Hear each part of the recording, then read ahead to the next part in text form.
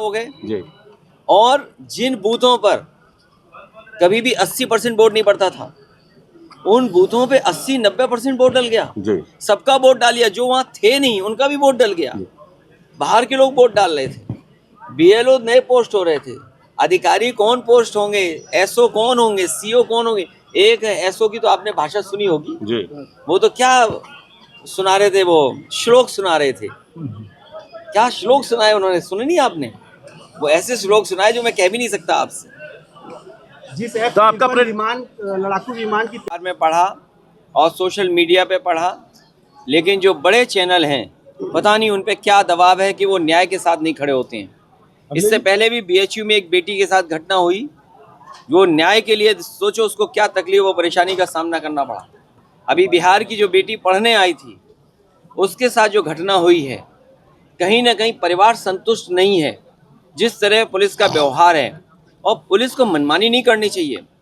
अगर मनमानी करती है पुलिस तो इसका मतलब कुछ छिपाती है। किसी परिवार की अगर बेटी चली गई है तो पिता और माँ कम से कम ये तो स्वीकार करेंगे कि हमारे बेटी की जान जाने का कारण क्या है। कम से कम हमें सच जान जाए तो वो परिवार संतुष्ट दिखाई देगा। इस मामले में सर मेरा साथी ये कहता है, हालांकि जो बात ये सांसद जी की पूछ रहे हैं, एक गाना मैंने भी डाला था जहां हमारे पार्टी के कार्यकर्ता कुछ लोग खाना खिला रहे हैं। भैया थोड़ा एक गाना मैंने डाला था, बहुत फेमस अंग्रेजी गाना है वो। उस गाने के बोल ये हैं कि न ऊपर कोई स्वर्ग है न नीचे कोई नर्क है। और हम और आप लोग अगर थोड़ी बहुत भी साइंस पढ़े होंगे, इस पृथ्वी के ऊपर नीचे भी आसमान है, ऊपर भी आसमान है। तो ये जो बातें हैं, कुछ चीजों को हमें स्वीकार करना पड़ता है। जब हमारे कुछ लोग बोलते हैं कि ये नर्क है तो हमने स्वीकार कर लिया ये नर्क है, उन्होंने कहा ये स्वर्ग है तो हमने स्वर्ग नर्क कर लिया। अब जब सरकार इस बात की गिनती नहीं कर पा रही है कितने लोगों की जान चली गई है, सर क्या सरकार ये गिनती कर पा रही है? ये सर बनारस में सर क्या सर ये लाभ नहीं, ये बीजेपी की कोशिश है कि कुंभ पौराणिक नहीं है, सदियों से नहीं हो रहा है। कुंभ पहली बार बीजेपी ही के लोग करा रहे हैं। बनारस में स्नेहा कुशवाहा के हत्या का मामला क्या कहेंगे? ओवैसी से लेकर ये जो किससे असंतुष्ट है? आप पूरा हाउस नहीं देखते हो। समाजवादी पार्टी भी वक्त के इस बिल के खिलाफ है और इसलिए खिलाफ है। आप बताइए, बजट लाए आप, बनारस को क्या मिला?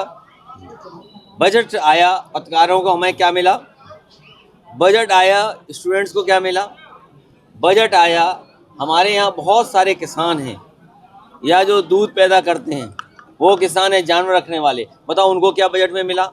यहाँ व्यापारी जो साड़ी वाले हैं जिन पे जीएसटी परेशान कर रही है और तमाम व्यापार जो जीएसटी की वजह से परेशान, क्या मिला उन्हें? तो जब उन्हें पता लग गया कि बजट से मायूस है जनता, तो उन्होंने वक्फ बिल ला करके जनता का ध्यान हटाने की कोशिश की है। आप लोग भी उनके जाल में मत फंसो कि आप मुफ्त की रेवड़ी बांटकर परजीवी वर्ग तैयार कर रहे हैं जो काम करने के लिए तैयार नहीं। देखिए, हमारा संविधान वो अधिकार देता है कि जो गरीब हैं उनकी मदद की जाए, और केवल भारत में नहीं दुनिया में इस तरह की मदद होती है। लेकिन भारतीय जनता पार्टी की रेवड़ी इसलिए कहेंगे कि वो कह रहे थे अच्छे दिन, बताओ अच्छे दिन की रेवड़ी किस दुकान में मिलेगी?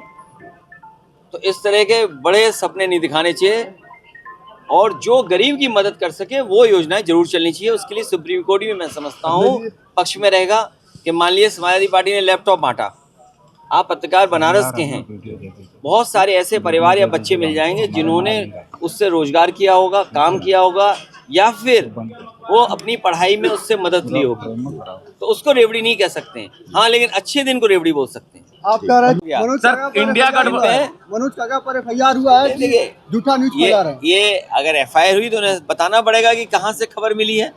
कई बार आप लोग भी खबर देते हो तो हम खबर चला देते हैं तो पता लगा वो फर्जी खबर है दिल्ली। तो इसलिए हमें भी खबर वालों पे भी ध्यान रखना पड़ेगा कि खबर वाले कौन सी खबर चढ़ा रहे हैं। सर, ये जो दिल्ली का रिजल्ट आया, लगता है कि इंडिया गठबंधन को मजबूती से लड़ना होगा, कांग्रेस का साथ जरूरी है क्या सर? कई बार हार से और कुछ कमी रह जाती है, उससे सीख मिलती है। मुझे लगता है कि हरियाणा की हार के बाद, महाराष्ट्र की हार के बाद और अब दिल्ली की हार के बाद इंडिया गठबंधन और मजबूत होगा। कैसे सर? जो कमी रहेगी उसको दूर करेंगे। अखिलेश जी, आज वो एक लंबी कहानी है, क्योंकि उन्होंने जिंदा कर दिए मरे हुए लोगों को। अभी प्रदेश एक एक व्यक्ति को 6-6 वोट डालने को मौका दे दिया। मिल्कीपुर में बाहर के लोग आए, वो वोट डाल के चले गए, जी पकड़े गए। जी। तो इसलिए चुनाव आयोग की जो जिम्मेदारी है वो निभानी चाहिए। समाजवादी पार्टी ने 500 से ज्यादा शिकायतें की, किसी पर कार्रवाई नहीं हुई। तो 2027 में भी तो सर चुनाव आयोग रहेगा ही, कैसे फिर वहाँ कैसे उम्मीद है सर? अभी लोकसभा जीते थे ना, जी एक में आप गड़बड़ कर सकते हो, लेकिन 403 में भारतीय जनता पार्टी की 420 ही नहीं चलेगी। एक में तो लड़ सकते हो आप, कुछ बेईमानी कर सकते हो। सोचिए आप, जी बीएलओ हटा दिए गए, क्या कारण था कि चुनाव आयोग ने ये नहीं देखा कि जाति के आधार पर पोस्टिंग हो रही है। बीएलओ हटा दिए गए, शिकायत की गई समाजवादी पार्टी की तरफ से। उसके बाद अधिकारी पुलिस के कुछ जातियों के ही पोस्ट कर दिया गया, चुनाव आयोग को शिकायत की गई, उसकी कोई परवाह नहीं हुई। प्रिसाइडिंग ऑफिसर्स कुछ टारगेट पूरा कर रहे थे, वो आपने भी सुना होगा।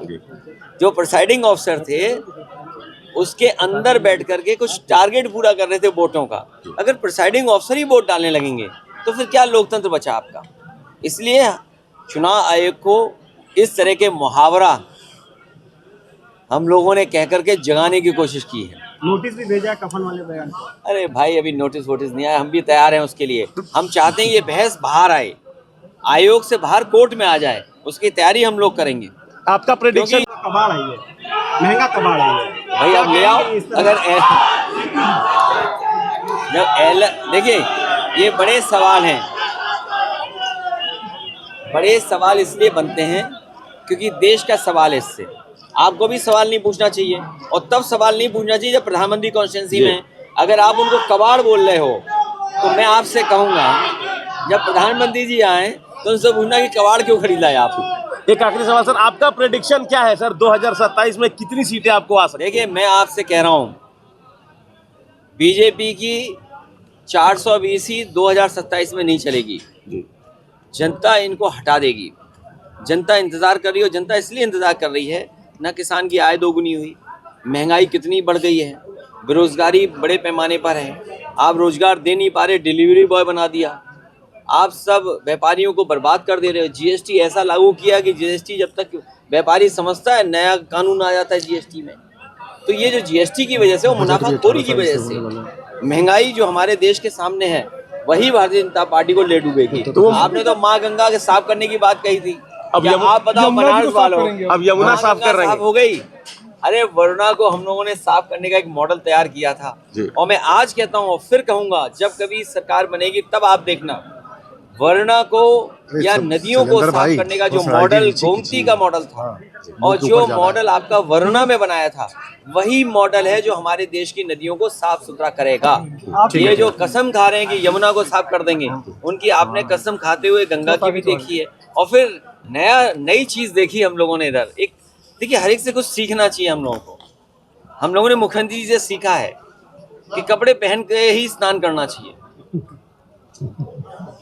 हाँ, ये सही बात है, ये आप लोगों के लिए भी है, आप लोग भी यही सीखिए। अब यही सीखें तो अगली बार जब गंगा में हम स्नान करेंगे तो बाकायदा पूरे कपड़े पहन करके ही स्नान करेंगे। अध्यक्ष जी, आपकी सारी बातें सही है, सारे मुद्दे जमीन पर है। ये कोई बात हुई?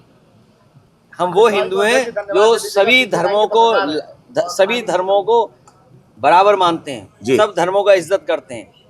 हम वो लोग हैं जो विवेकानंद ने शिकागो में कहा था, जिस स्पीच के बारे में हम और आप लोग बीजेपी के लोग भी चर्चा करते हैं। उन्होंने कहा कि हम उस देश से आए हैं जिस देश के लोग यूनिवर्सल एक्सेप्टेंस है उनके अंदर और टॉलरेंस है उनके अंदर, जो भी आया उसको अपना लिया, उसको जगह दी। तो हमारा जो धर्म है ये वही है जो स्वामी विवेकानंद जी ने रास्ता दिखाया था। यूनिवर्सल एक्सेप्टेंस और टॉलरेंस का हमारा हिंदू धर्म है। बनारस को थक गए आप।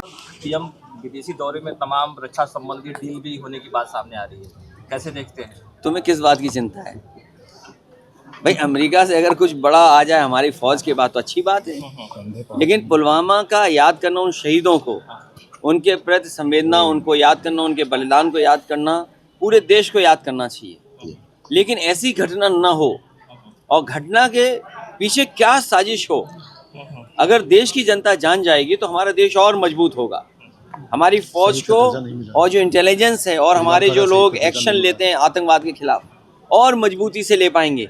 तो जो भी घटना हो, चाहे पुलवामा रही हो या उससे पहले रही हो, पूरी जानकारी अगर फौज को होगी तो मजबूती से ऐसे आतंकवादियों का मुकाबला कर सकते हैं। विदेश गए हैं प्रधानमंत्री जी, पिछली बार हीरा दे करके आए थे, इस बार सोने की चेन ले जाते। जिस लड़ाकू और हमारा यही निवेदन होगा सरकार से और अपील होगी कि हमारे कोई भी हिंदुस्तानी बेड़ियों से और हथकड़ी से वापस लौट करके ना आए।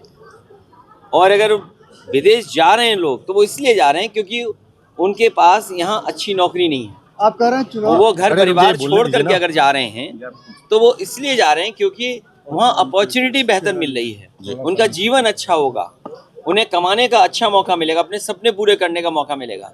इसलिए भारत सरकार की जिम्मेदारी है, जब 5वीं अर्थव्यवस्था दुनिया में बता रहे हैं और मेक इन इंडिया सफल बता रहे हैं, डिजिटल इंडिया सफल बता रहे हैं, स्टार्टअप सफल बता रहे हैं और तमाम योजनाएं अपनी सफल बता रहे हैं, तो फिर भारत से छोड़ के क्यों जा रहे हैं लोग, पलायन क्यों कर रहे हैं? सर